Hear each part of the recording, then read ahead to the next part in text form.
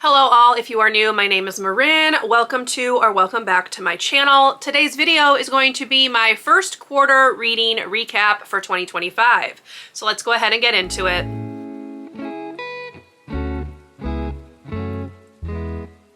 So in 2025, I decided that I was not going to do monthly reading recaps. I am instead filming favorites videos where I will mention some favorites in my reading over the course of the month, but I'm not going to focus on the full list of stats and things like that like I have done previously. So I will link you to the January, February favorites video and the March favorites video down in the description if you would like to go watch those. But I will be going fully in depth in this video with my overall reading stats and things for the past 3 months. So we're going to start off by talking about reading stats. Then I will go into my hits and misses of the first quarter of the year. And I will end off by sharing an update on my goals and some snapshots of my reading journal. So let's go ahead and get into that with my reading stats. So in the first 3 months of the year, I read a total of 33 books. That does count one DNF, which I will talk about later on. This breaks down to 10,771 pages read. And because I am a predominantly audiobook listener, that works out to 172 hours and 15 minutes of audiobooks. In terms of my book breakdown, obviously audio leads the way. I read 19 audiobooks in the first 3 months of the year, 1 physical book, 2 ebooks, and I had 11 that were some kind of mix of audio, physical, or ebook, depending. Sometimes I was swapping between the ways that I was reading, and sometimes I was listening and reading physically at the same time. So that's kind of how that works out. In terms of the types of books, I did read 5 novellas and 28 full-length novels. For authors, I read 3 debut authors, 16 that were new to me, and 18 that I had read from before. My most read authors for the first 3 months were Shauna Maguire and Carolyn Keene, both with 3 books each. Because I am working on bringing my series total down, I want to put some series stats in here right now. So I did read 15 series books and 18 standalone books in January, February, and March. In terms of the series, I had 3 series DNFs. Those were the Mara Dyer series, the Detective Ellen Warner series by Sarah Pierce, and Her Majesty's Royal Coven by Juno Dawson. I will talk more about that one in my hits and misses, so you'll hear more about that in just a minute. I also started 1 new series by reading Done and Dusted by Lila Sage, which puts the Rebel Blue Ranch series on my series TBR. I continued 3 series by reading 3 Wayward Children books, 3 Nancy Drew books, and 1 book from the Magnolia Parks series by Jessa Hastings. And I completed 2 series. So I finished off the Bartimaeus series by Jonathan Stroud by reading The Ring of Solomon. And I finished off the Wildwood series by Juliette Marillier by reading Sibylline's Secret. In terms of how I acquired the books, I am trying my best to read a lot of books from my owned TBR, and I did read 12 owned TBR books in the first 3 months, which means I borrowed 21 in some capacity. That might be from Libby or physically from my library or from Everand, etc. Now let's talk about genres. I read a good mix of genres. So I read 9 fantasy books, 5 romance books, 4 thriller books, 4 historical books, 3 horror books, 2 classics, 2 sci-fi, and then 1 each of contemporary, mystery, and nonfiction. So a nice genre breakdown. Fantasy obviously is quite high on that list, which as someone who always says I don't love fantasy, my stats kind of belie that a little bit, I think, which is interesting. And that concludes my reading stats for January, February, and March. So now let's turn our attention to my hits and misses. I I am going to do this by talking about one hit and then one miss. So that way we will have like it balanced out. I have an equal number of hits and misses, so that works out. So my first hit, my first 5-star read of 2025 was the first book that I read. That is Games Untold by Jennifer Lynn Barnes. This is a collection of short stories / novellas set in her Inheritance Games series, and I just really had a good time with this. I believe this officially concludes the Inheritance Games. She's now moved on to the Grandest Game. Just as a side note, she says you should read this after the Grandest Game. I disagree. I think it would be better to read it before. But that's just me. So I would read The Brothers Hawthorne, Games Untold, and then Grandest Game, but obviously your mileage may vary, so go with what you want to do. On the flip side, I am going to put my DNF here, which is The Sanatorium by Sarah Pierce. This doesn't have great ratings. However, I had high hopes for it.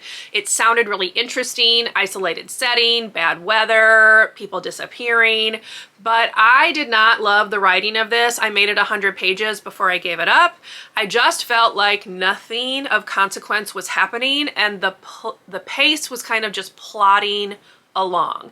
So I was pretty bored with it and ultimately just decided to DNF, and I'm okay with that decision. This is the first book in the Detective Ellen Warner series, which I mentioned just a minute ago, so I will not be continuing the series, and that's okay. Next, let's talk about what is probably my favorite book that I've read so far in 2025, and that is Migrations by Charlotte McConaghy. I am pretty sure I vlogged this book. If so, I will link it up in the cards. This is a apocalyptic book, if you will, about a woman who wants to follow what she believes are the last remaining Arctic terns on what will probably turn out to be their final migration from Greenland down to Antarctica. And she enlists a crew on a fishing vessel to take her on the journey.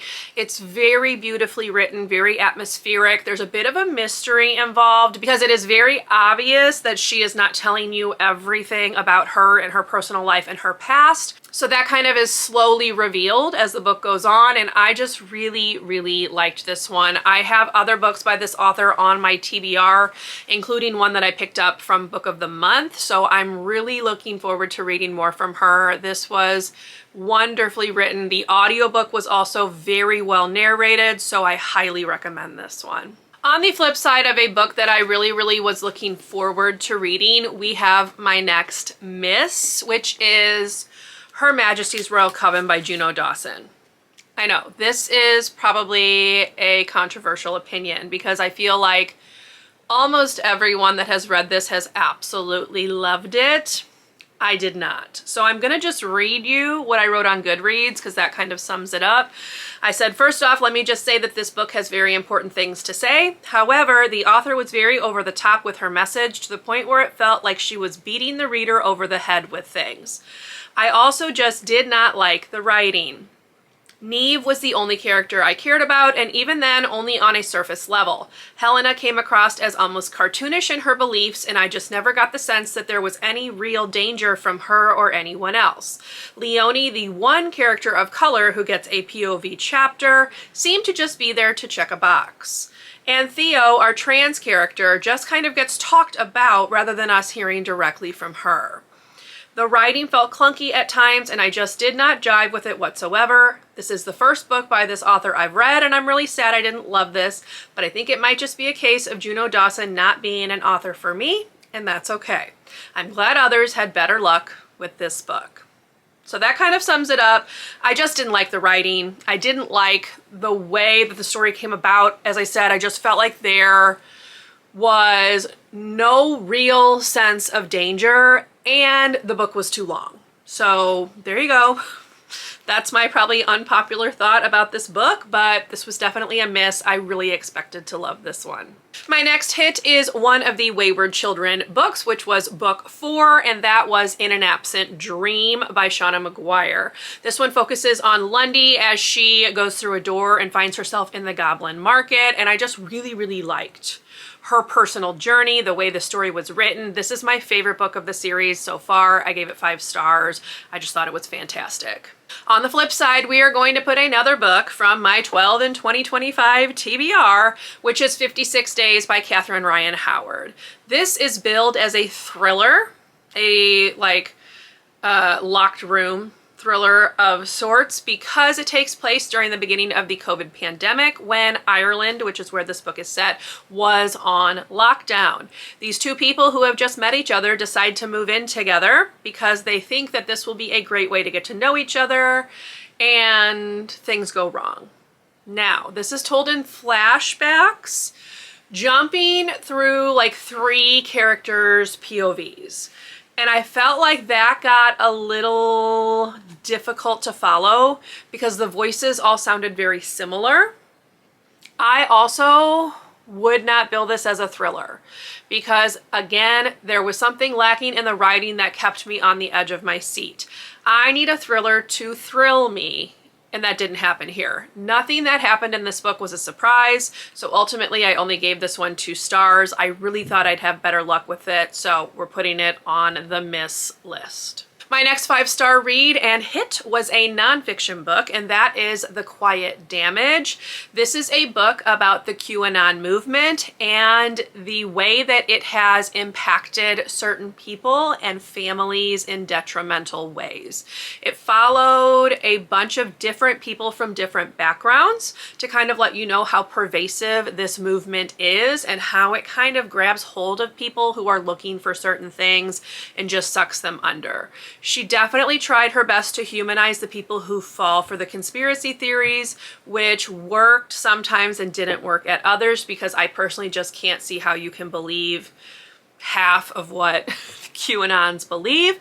But I did like the way this was written. It was very easily accessible, very easy to read, and I hope that she writes more books because I really liked her writing style. This book was by Jesslyn Cook. I think I forgot to say that.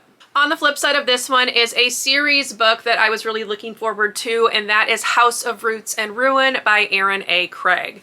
I loved House of Salt and Sorrows by her, which was the first book in this series, so had high hopes for the second one. The second one was just a mess. It was a mess. There was too much going on. It was far too long, and this is another one where things just kind of dragged on and on and on, and nothing was resolved until the end when things went at like a breakneck pace. I felt like things were popping up all throughout the narrative that kind of came out of nowhere. The book was just very, very messy, and I did not have a good time with it. She is planning on writing a 3rd book in this series, which I will be reading, but I hope it goes through a better editing process than I think the second one did, because there were definitely some things in that one that could have been cut without harming the story. It was just too long. My next hit brings me back to my historical fiction roots. I kind of forget sometimes how much I really love historical fiction, but this book reminded me, and that is The Frozen River by Ariel Lawhon. This one is based on a real-life woman whose name is Martha Ballard. She was a midwife in the 1700s, 1789 in particular, in Maine. She kept a journal of all of the women that she helped and the goings-on in the town, and the author took that to create this book. So some of this is fictionalized, some of it is her kind of making some guesses on maybe what she was thinking or what she might have said, but overall this story follows what was written in her journals. So I really, really liked this one. The setting was great. Martha is a fantastically feisty woman, and I loved the look at midwifery and how important midwives are to the women that they help, particularly when there were no doctors and things that were kind of there to help with childbirth. Midwives were who helped the women through their pregnancy and their delivery. And I just really liked this. There is a mystery aspect to this as well, which I really, really enjoyed. And overall, this was just fantastically written. The audiobook, again, was fantastic. I did do a mixture of reading physically and listening to the audio on this one. Both methods were great. I highly recommend this one if you like historical fiction. And now let's talk about another one that might be controversial, because a lot of people, again, love this book, and I am not one of them. That book is The Favorites by Lane Fargo. I know. I'm actually looking right now because I don't remember what the overall rating of this one is, but I feel like it's really high and I don't get it. Y'all, I don't get it. This one has a 4.19 rating. Clearly I'm missing something because I did not like this. I thought this book was way, way too long. I actually put in my review, according to Libby, this book took me 8 hours and 22 minutes to read, and y'all, I felt every single second of that time. It was too long. It was too long. I liked the way the story was told. So we get chapters from Katarina's point of view. She is one of the ice dancers that this book is about. Interspersed through her kind of recounting her life and her relationship with Heath, who was her skating partner, and their personal lives and their careers. We have interviews with different people who were around during that time period. It is whole cast audio, so I would recommend that. However, this book, I don't know that the author knew what she wanted to do with this book, if I'm being honest. It starts out very much just like contemporary fiction, literary fiction maybe, where you are just going through Katarina and Heath's career. And then the last like 25% of this book takes a sharp left turn into thriller land. And I think it's the author remembering that she is known for writing They Never Learn, which I did like, which was a thriller, and she decided, you know what, I need to put some of that in this book, and it just went off the rails. It went off the rails. It was kind of unhinged in not a good way. Like, you can have a book that's unhinged and enjoy it. This was not one of them. So this is another one where I'm just going to kind of read what I wrote here. I said, I didn't jive with the writing. I found the characters to be extremely flat and uninteresting and was straight up bored at times. The book is too long, dragging out certain moments and plot points only for the ending to be rushed and over the top. The one and only thing I enjoyed about this reading experience was listening to the audiobook. Choosing Johnny Weir to narrate Ellis Dean was A+ casting, and I wholeheartedly approve. So there you go. I didn't like this one.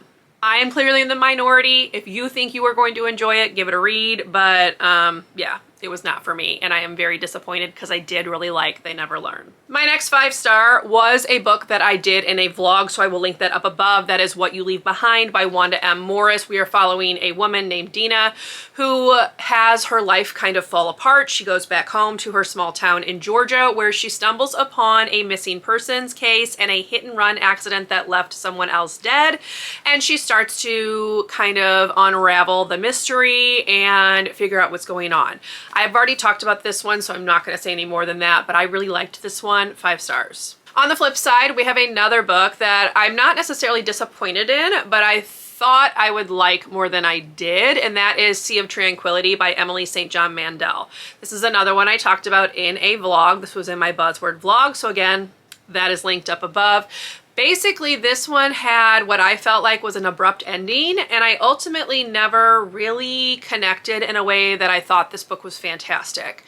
People seem to really, really love this one, and I think I just missed something. So while I really liked it, or I shouldn't say I really liked it, while I liked it, because I gave it 3 stars, I was expecting more. So that's why it's on my miss list. It just wasn't as good as I thought it was going to be. Next up, we have another hit, and that is Dark Matter by Michelle Paver. This is a ghost story following a crew of men who go to an abandoned mining town, settlement, whatever, in Norway, and one by one the men are forced to leave the expedition until only Jack remains.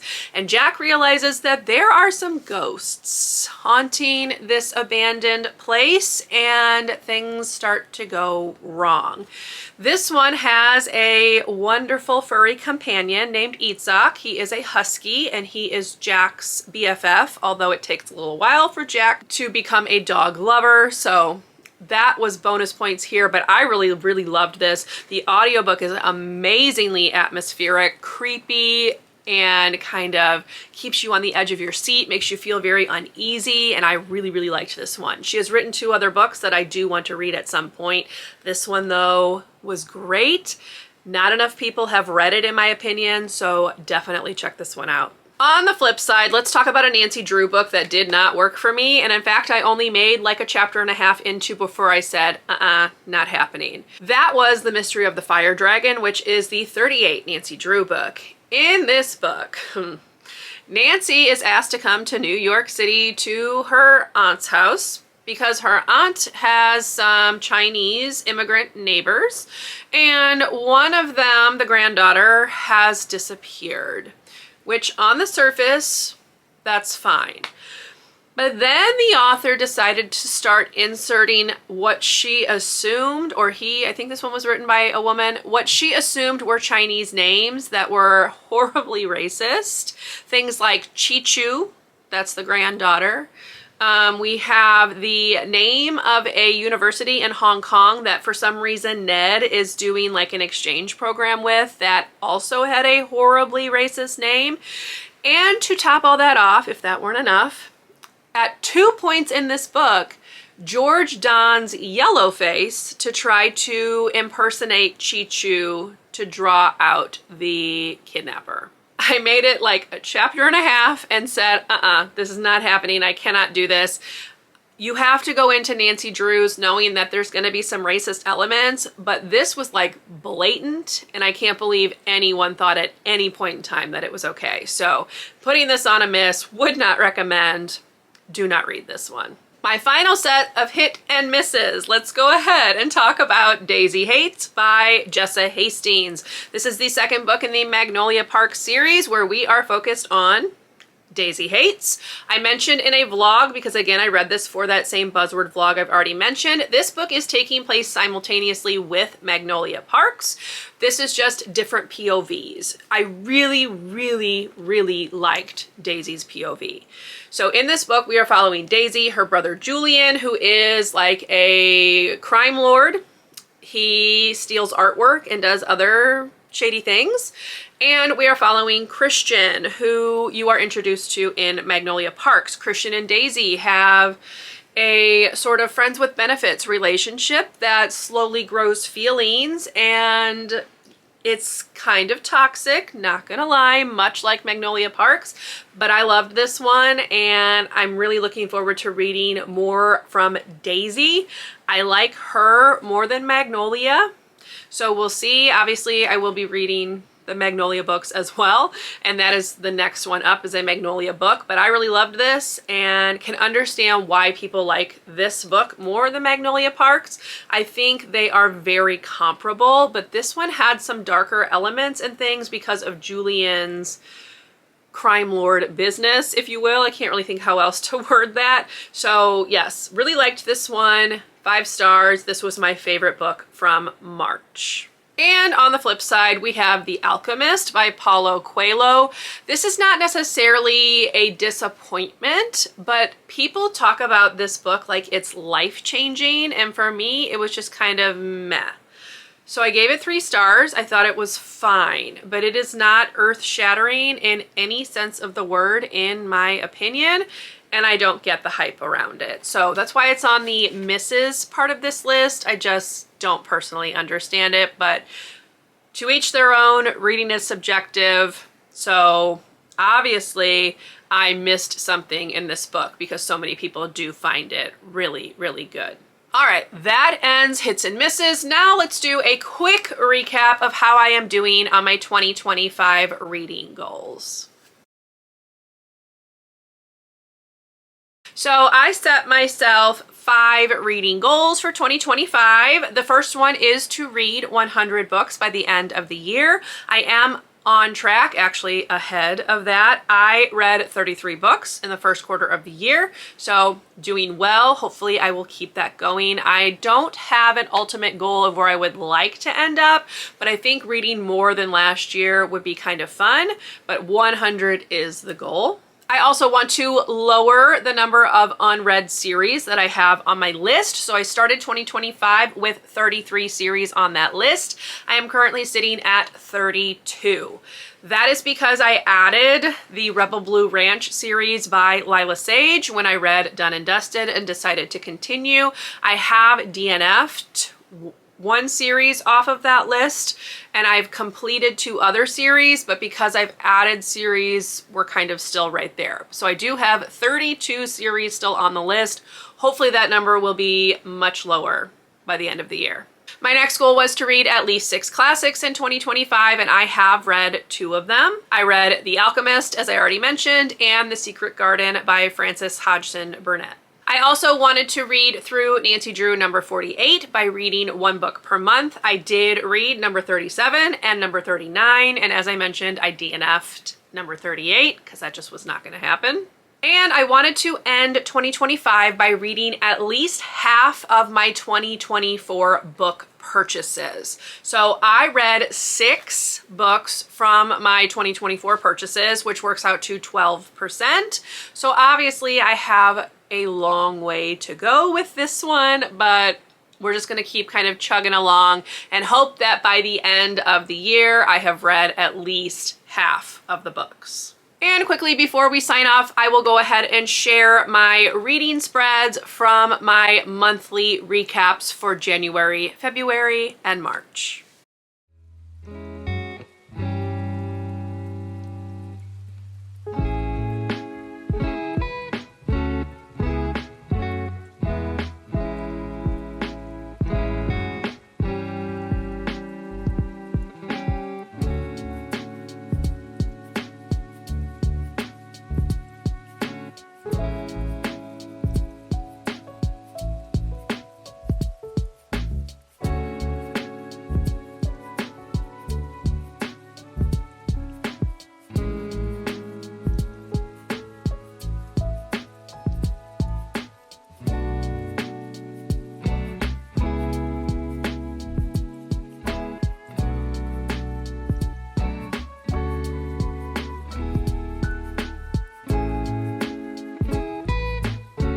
So there you have it. That is my first quarter reading recap for 2025. I hope you enjoyed. If you did, please leave me a thumbs up. Consider subscribing to my channel if you would like to see more from me. If you made it to the end of this video and would like to leave me an emoji to show that you were here, you can go ahead and leave me the book stack emoji, since this is talking about a bunch of books that I have read.